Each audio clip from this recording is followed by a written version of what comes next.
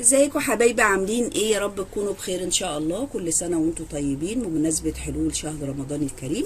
النهارده اول يوم هنعمل معاكم الكتف الضاني زي ما انتم شايفينه كده. هنعمله مشوي في الكيس الحراري، ونعمل جنب منه كمان حبه رز مبهرين كده بالبسله والجزر. ان شاء الله باذن الله فيديو هيعجبكم قوي. هنبدا معاكم المقادير بتاعتنا. معانا دبس الرمان بالشكل اللي انتوا شايفينه ده، ومعانا كمان صويا صوص، ومعانا كاتشب، معانا بابريكا مدخنه، مفيش مدخنه يبقى عاديه، معانا سماق، معانا بهارات، معانا جنزة اسمه ده كركم وكاري، الاتنين على بعضيهم، انا حطاهم على بعضيهم بودر زي ما انتوا شايفين كده. ومعانا كمان بصل بودر، توم بودر، وكمان قرفه زي ما انتوا عارفين، وملح وفلفل. هي دي الوصفه، توابلها كتير، انا هحطها في الفرن بكل التوابل اللي هي البودر دي. مش عايزه اي حاجه معاها ورق او اي حاجه، لان هحطه في كيس الحراري وهدخله الفرن وهقعده ساعتين اتنين في الفرن زي ما انتوا حابين. ساعتين ونص بقى ده هتطلعه وهتشوفوا، بس ده هياخد معايا ساعتين في درجه حراره 180، وبعدين هياخد ساعتين زي ما انا قلت في الكيس الحراري عندي. هنحط بقى كل الحاجات دي على بعضها. هنبدأ البهارات كده معانا اللي هنحطها. دبس الرمان، وخليكم معايا عشان تبقوا عارفين الحاجة اللي انا هحطها، هي كتيرة شوية بس سهلة وبسيطة. صويا صوص، كاتشب، بابريكا، سماق، بهارات، كاري وكركم حبات كده، وكمان توم بودر، بصل بودر، والقرفة بتاعتنا، والملح والفلفل، وحبة زيت صغيرين. حبة زيت صغيرين، ما قلتش فيهم على المقادير، هم حبة صغيرين عشان طبعا هي بتبقى الفخدة مليانة عندي الدهون بتاعتها. حطينا كله مع حبة الزيت وقلبت. ابتدي بقى اعمل الكتف عندي بكل البهارات اللي انتوا شايفينها دي. زي ما انتوا شايفين كده عملت البهارات بتاعتي وقلبتها كده بالشكل الجميل اللي انتوا شايفينه ده. هبتدي اعمل الكتف عندي بقى، ادهنه كله بالحاجات دي. طبعا عملنا طبعا الخلطه بتاعتنا زي ما انتوا شايفين، وابتدينا ندهن الكتف عندنا بالشكل ده. هناخد منها كده وندهن. عملت طبعا معاكم الفخد الضاني بالخضار، هعمله لكم طبعا رابط على الفيديو ده لو حابين تعملوا الفخد الضاني برده بالخضار. بريح اللي يريحكم خالص اعملوه. لو عندكم ده او ده، انا هعمل لكم ان شاء الله رابط على الفيديو ده باذن الله. اهو هندهن الناحيه الثانيه بالشكل ده. وطبعا هاخده بقى ايه تحميره حلوه كده على النار عندي في شويه سمنه زبده، او انا رايي يعني انها تبقى زبده احسن، مع شويه زيت. وطبعا انا بقى مش هوريلكم، انا عملت طبعا الحاجات دي كتير عشان الفيديو طبعا ما ياخدش وقت وتقدروا تستفادوا بالمعلومات اللي فيه. هاخده كده تحميره، وبعد كده ادخله في الكيس الحراري في صينيه عندي. حابين تحطوا ميه في الصينيه براحتكم، مش حابين برضو براحتكم. انا ساعات ما بحطش الحقيقه ميه مغليه في قلب الصينيه بعد ما اربط الكيس واتامن قوي عليه، وبعدين افتح له فتحتين عشان التهويه بتاعته بالشكل ده. اهو هاخده بقى على النار احمره تحميره حلوه.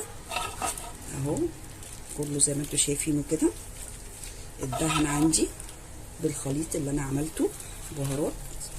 اهو هاخده عندي على النار اديله كده تحميره من الوشين. بعد كده ادخله في كيس الحراري مده ساعتين 180 درجه او 200 على حسب الفرن بتاعتكم. كده زي ما انتوا شايفين الكتف بعد ما اتحط في الكيس الحراري خدته زي ما انا قلت على الوشين، الناحيه دي اتحمر والناحيه دي اتحمر في زيت وزبده، وحطيته عندي في الكيس الحراري زي ما انتوا شايفين. حطيت كوبايه ميه في القاع عندي في الصينيه. هبتدي بقى افتح فتحتين، فتحه من هنا وفتحه من هنا عشان التهويه، وبعد كده اغطيه بورق الفويل وادخله من ساعتين لساعتين ونص، لان ده كتف مش فخد ضاني زي ما انتوا شايفين كده بالطريقه اللي انتوا شايفينها الجميله دي. هنتنقل معاكم بقى للرز بالبسله والخضار عندنا زي ما انتوا عارفين. هنستنى نقول لكم على المقادير. نيجي بقى على مقادير الرز. عندنا معانا البسله بالجزر بتاعتي زي ما انتم شايفينها كده فروزن، ومعانا البصله، معانا كمان مكعب مرق ومعلقه سكر صغيره عشان خاطر تعادل الطعم. هنا بقى معايا قرفه، عود قرفه كده، ورق لورا، 3 حبايات حبهان، ومعانا اللي هو اللومي، الليمون المجفف بالشكل اللي انتم شايفينه ده. بنحفظ بس كام حاجه عندنا عشان قبل ما نحط على الاكل نشيل كل الحاجات دي عشان ما تجيش تحت اسناننا وتبقى المنظر مش حلو. ومعانا طبعا الزيت، هناخد الزيت والرز عندنا الاساسي اهو. حطينا البصل بتاعنا في الزيت وهبتدي احط عليه رشه الملح عندي وابتدي احوره بس يدبل، وبعدين ابتدي احط معاه الرز وابتدي احوره اهو. اقعد احور كده ونحط المكعبات، نحط ورق اللورا اهو عشان بس يدينا الطعم كده مع على النار عشان خاطر يسخنوا كده ويدونا الريحه الكويسه اهو. اقلب بقى البصله وبعدين ابتدي اسقط الرز عندي. انا مش عايزاه ياخد لون خالص، انا عايزاه يدبل بس. ابتدي احط الرز عندي يكون مغسول. لكل كوبايه رز 2 كوبايه رز وربع ميه. لو منقوع يبقى كوبايتين 2، يعني انتوا لو نقعينه قبلها مثلا بنص ساعه يبقى كوبايتين، مش نقعينه يبقى كوبايتين وربع لكل كوبايه رز بسمتي، عشان ده رز عندي بسمتي. ابتدي احط معاه مكعب المرق بتاعي بالشكل ده وابتدي اقلب اهو، وابتدي اضيف بقى ايه الملح وكمان البسله والجزر عندي بعد التحويره كده، لان كل ما بتحوريه يبقى احسن بالشكل ده. الميه تكون مغليه وبعدين تبتدي بقى تضيفي عليه البسله والجزر والسكر. مننساش السكر بيعدل لي طعمه اهو بالشكل ده. هيبقى جميل. شويه رز بقى تحفه عندي. احط كمان شويه كده يديله طعمه حلو قوي ويبقى جميل. وبعدين نبتدي نضيف السكر بتاعي وبعدين الملح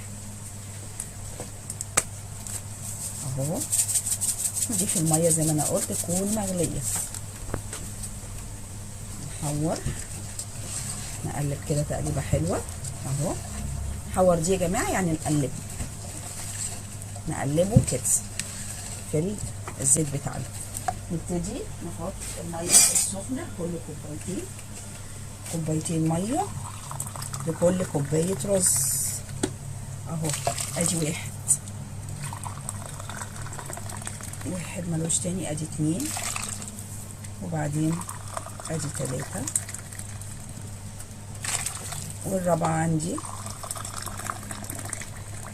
بالشكل ده عشان انا نقعد. نحط واحده كده اهو زياده عشان يبقى كل واحد ربع، عشان انا نقعيه اصلا عندي بالشكل ده اهو. ونبتدي نسيبه بقى يغلي وبعدين بعد الغليان نوطي عليه. وكل سنه وانتم طيبين، واستنوني ان شاء الله في فيديو تاني باذن الله.